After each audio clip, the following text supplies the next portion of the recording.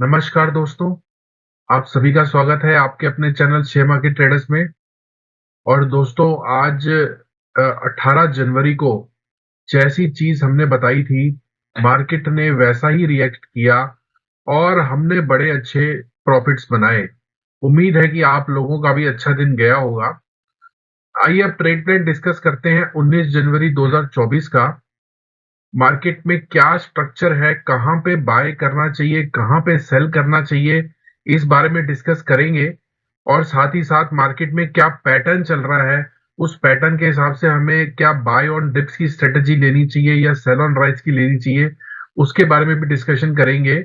और साथ ही साथ हम इंपॉर्टेंट लेवल्स के बारे में भी डिस्कशन करेंगे। तो आइए दोस्तों शुरू करते हैं 19 जनवरी 2024 का ट्रेड प्लान। तो दोस्तों सबसे पहले ये निफ्टी का मल्टी टाइम फ्रेम एनालिसिस हम कर रहे हैं। उसमें 3 चार्ट्स हमने लगाए हैं आपके स्क्रीन पे। एक है डेली चार्ट, आवरली चार्ट और 5 मिनट का चार्ट।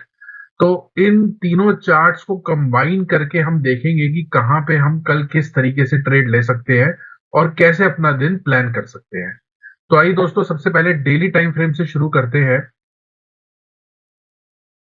अब डेली टाइम फ्रेम पे आप देख सकते हैं फ्रेंड्स कि आज जैसा कि मैंने कल आपको बताया था कि एक रिट्रेसमेंट आ सकती है और आप एक कॉन्ट्रा ट्रेड इनिशिएट कर सकते हैं। वही चीज आज निफ्टी में देखने को मिली। हम गैप डाउन ओपन हुए और एग्जैक्टली हमने अपने सपोर्ट से कॉन्ट्रा ट्रेड एक बाय किया, जिसमें हमें सीपीआर तक के बहुत अच्छे टारगेट्स अचीव हो गए। तो दोस्तों अब क्या हमें करना चाहिए कल के बेसिस पे। यहाँ पे एक बुलिश कैंडल बनी है, बट बुलिश कैंडल के बेसिस पे हमें ट्रेड अभी फिलहाल नहीं करना चाहिए, क्योंकि हम 20 मूविंग एवरेज के नीचे हैं डेली टाइम फ्रेम पे। और यहाँ पे जो स्ट्रेटेजी बनती है ये एक रिट्रेसमेंट है। ये जस्ट एक कॉन्ट्रा ट्रेड, एक रिट्रेसमेंट हुई है आज। तो यहाँ से सेल ऑन राइज की स्ट्रेटेजी ही हमें अपनानी चाहिए। मार्केट का स्ट्रक्चर खराब है, तो मेरे हिसाब से यहाँ पे आपको मार्केट में तब तक बाय नहीं करना चाहिए जब तक कि ये लेवल 20 मूविंग एवरेज का लेवल सक्सेसफुली ब्रेक नहीं हो जाता है, जो 21,647 से 591 का लेवल है। मेरे हिसाब से अब अगर कोई रिट्रेसमेंट कल के दिन में आती है तो वो हम उसको अब नलीफाई कर पाएंगे और ज्यादा नीचे गिरने की उम्मीद रहती है मार्केट में। तो उसको डिटेल में समझने के लिए हमें 1 घंटे के टाइम फ्रेम पे चलना पड़ेगा। और 1 घंटे के टाइम फ्रेम पे हम समझते हैं कल किस तरीके से ट्रेड ले सकते हैं। तो दोस्तों 1 घंटे के टाइम फ्रेम पे हम आ गए हैं। अब यहाँ पे आप देख सकते हैं कॉन्ट्रा ट्रेड इनिशिएट हुआ है और यहाँ पे एक हायर लो बन गया है। देखिए ये लो था और उसके बाद एक हायर लो बन गया है। ये एक ट्रैप करने की टेक्निक है, जिसमें रिटेल ट्रेडर्स को ट्रैप कर सकते हैं कि आप ऊपर का कॉल इनिशिएट बाय कर लीजिए और उसके बाद मार्केट धड़ाम से नीचे गिर सकता है। अब यहाँ पे कल हमें क्या करना है कि कल अगर ये रैली कंटिन्यू होती है, मान लीजिए यहाँ पे हम गैप अप खुलते हैं और यहाँ से थोड़ा ऊपर जाने की कोशिश करते हैं, तो मेरे हिसाब से आपको उस रैली में पार्टिसिपेट नहीं करना चाहिए और वेट करना चाहिए कब वो रैली फेल हो और दिन का लो ब्रेक हो। जैसे ही वो रैली फेल होती है और दिन का लो ब्रेक होता है, वहां पे एक आप शॉर्ट का ट्रेड इनिशिएट कर सकते हैं, जो आपको बहुत अच्छे टारगेट्स दे सकता है।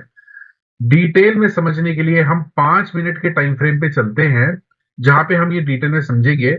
उससे पहले मैं आपको ये बता दूं कि ये जो रैली जब 20 और 50 मूविंग एवरेज के पास फिर से प्राइस पहुंच जाएगा, वहां से एक शार्प डिक्लाइन आ सकता है और वो हमें 228 के टारगेट्स भी दिखा सकता है। तो आइए हम 5 मिनट्स के टाइम फ्रेम पे चलते हैं और देखते हैं किस तरीके से हम ट्रेड प्लान कर सकते हैं। तो दोस्तों ये 5 मिनट का टाइम फ्रेम मैंने आपकी स्क्रीन पे लगा दिया है। यहाँ पे आप देख सकते हैं, यहाँ पे लोअर लेवल से बाइंग आई और उसमें हमने लगभग सीपीआर के टारगेट्स हमें मिल गए। उसके बाद मार्केट में कंसोलिडेशन रहा। अब अगर ये रैली कल फेक तरीके से कंटिन्यू होती है, क्योंकि अब अगर ये रैली कंटिन्यू हुई तो वो फेक होगी मेरे हिसाब से। अगर यहाँ पे आप R1 के आसपास कहीं ओपन होते हैं, तो यहां से एक सेलिंग इनिशिएट आप कर सकते हैं। R1 के बाद थोड़ा सा ऊपर जाने के बाद अगर यहाँ पे कहीं रैली फेल होती है और डे लो ब्रेक होता है, तो वो हमारे लिए सबसे अच्छा ट्रेड होगा। जब यहाँ पे R1 के आसपास हम ओपन हो, गैप अप और बुलिश कैंडल बने, जिससे कि रिटेल ट्रेडर्स ट्रैप हो जाते हैं वहां पे उस साइड पे, उसके बाद वो रैली में फॉलो थ्रू नहीं आता है और वहां से रैली फेल होना शुरू हो जाती है। जब डे लो ब्रेक होता है तो वहां पे एक बहुत बहुत ही जबरदस्त लॉन्ग अनवाइंडिंग आती है, जो यहाँ पे प्रेशर देती है मार्केट को, और कल के दिन में हमें 21,200 के टारगेट भी अचीव हो सकते हैं। तो ये तो था फ्रेंड्स, अगर गैप अप होते हैं।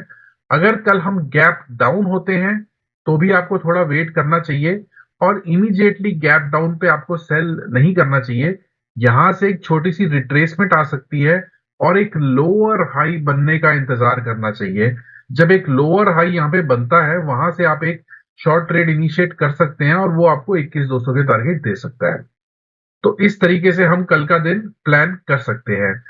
यहाँ पे मेरा कन्विक्शन जो है निफ्टी में, वो सेल ऑन रैली का रहेगा और यहां से मैं शॉर्ट ट्रेड इनिशिएट करने में ज्यादा इंटरेस्टेड रहूंगा। तो ये था मेरा निफ्टी का ट्रेड प्लान। आइए बैंक निफ्टी का ट्रेड प्लान भी डिस्कस कर लेते हैं। तो दोस्तों, ये बैंक निफ्टी का मल्टी टाइम फ्रेम एनालिसिस आपकी स्क्रीन पे लग गया है। यहाँ पे डेली, अवरली और 5 मिनट्स का चार्ट है। हम इन तीनों को कंबाइन करेंगे और उसके बाद देखेंगे कहाँ पे ट्रेड ले सकते हैं कल के दिन में। सबसे पहले डेली टाइम फ्रेम पे अगर हम देखें तो यहाँ पे एक बेरिश कैंडल बनी है, हालांकि कलर उसका ग्रीन है। तो फ्रेंड्स, ये कैंडल एक बेरिश पिन बार है और ये दिखाती है कि यहाँ पे ऊपर के लेवल्स पे सेलिंग है। अब यहां से वही चीज आती है कि ये कॉन्ट्रा ट्रेड था जो मैंने आपको मॉर्निंग में बताया था एग्जैक्टली। आज हम पहले ऊपर गए जहां पे कॉन्ट्रा ट्रेड हमें मिला और उसके बाद ऊपर से सेलिंग आ गई। तो अब हम 1 घंटे के टाइम फ्रेम पे चलते हैं और देखते हैं कि हम इंट्राडे में किस तरीके से अपना कल का ट्रेड ले सकते हैं। तो दोस्तों, ये 1 घंटे का चार्ट आपकी स्क्रीन पे लग गया है बैंक निफ्टी का। यहाँ पे भी सेम स्ट्रक्चर है। हमारी यहाँ पे स्ट्रेटेजी सेल ऑन राइज की रहनी चाहिए। जो मैंने आपको बताया था, इंट्राडे में एक रैली आ सकती है और कॉन्ट्रा ट्रेड आप ले सकते हैं। वो रैली आज आ गई, लेकिन उतनी ही तेजी से वो रैली फेल भी हो गई। ऐसा इसलिए हुआ कि बैंक निफ्टी ज्यादा वॉलेटाइल है और बैंक निफ्टी इस समय निफ्टी से ज्यादा कमजोर है।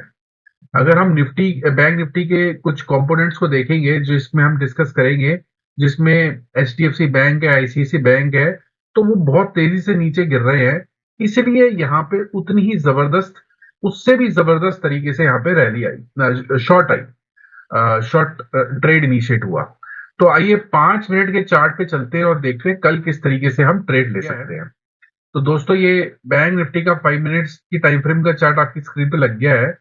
यहाँ पे भी अगर कल गैप अप होता है और हम R1 के आसपास ओपन होते हैं, यहीं से हमारी सेलिंग शुरू हुई है, तो यहाँ पे आपको वेट करना है। अगर मान लीजिए इसको ब्रेक भी कर दिया जाता है, तो आपको अब लॉन्ग साइड पे ट्रेड नहीं लेना है और रैली के फेल होने का इंतजार करना है। अगर यहाँ पे बुलिश कैंडल बनती है और 2-3 बुलिश कैंडल्स बनने के बाद यहाँ पे एक फॉलो थ्रू नहीं मिलता है उस रैली को, उसके बाद हम डे लो को ब्रेक कर देते हैं, वहां पे आप एक शॉर्ट ट्रेड इनिशिएट कर सकते हैं जो आपको 45,000 के टारगेट्स भी दे सकता है। 45,000 के लेवल्स तक भी हम कल के दिन में गिर सकते हैं, क्योंकि हमारी सीपीआर नैरो है। चाहे वो निफ्टी में हो, चाहे वो बैंक निफ्टी में हो, दोनों में हमारी सीपीआर नैरो है। तो कल एक ट्रेंडिंग डे हो सकता है, लेकिन मॉर्निंग का जो सेशन है वो बहुत इंपॉर्टेंट है फ्रेंड्स। अगर हम गैप अप होते हैं और ट्रैप करने की कोशिश की जाती है रिटेल ट्रेडर्स को, तो उस ट्रैप से आपको बचना होगा और रैली में पार्टिसिपेट ना करके रैली के फेल होने का इंतजार करना होगा। उसके बाद जब डे लो ब्रेक हो तो आप अपना शॉर्ट ट्रेड इनिशिएट कर सकते हैं। मान लीजिए कल गैप डाउन होता है, गैप डाउन अगर होता है तो भी आपको थोड़ा टाइम वेट करना चाहिए और एक लोअर हाई बनने का इंतजार करना चाहिए। अगर हम S1 के नीचे चले जाते हैं, वहां से एक छोटी रिट्रेसमेंट आए और उसके बाद ये जो जोन है ये एक रेजिस्टेंस का काम करना शुरू कर देगा, वहां पे आप एक शॉर्ट ट्रेड इनिशिएट कर सकते हैं जो आपको 45,000 के लेवल्स तक भी लेके आ सकता है। तो फ्रेंड्स, ये था मेरा निफ्टी और बैंक निफ्टी का ट्रेड प्लान। अगर हम कंपोनेंट्स को देखें, कंपोनेंट्स में रिलायंस हमारा 20 मूविंग एवरेज के नीचे आ गया है, एक लोअर हाई बना रहा है, तो यहां से और गिरावट आ सकती है। एचडीएफसी बैंक को अगर हम देखें तो बहुत ही तेजी से गिरा है, लोअर हाईज बना रहा है। यहां पे भी अगर कल गैप अप मिलता है तो ऊपर बहुत सॉलिड रेजिस्टेंस है और यहां से हम और नीचे गिर सकते हैं। साथ ही साथ आईसीआईसी बैंक को देखें तो आईसीआईसी बैंक में भी डाउन ट्रेंड क्लियरली नजर आ रहा है।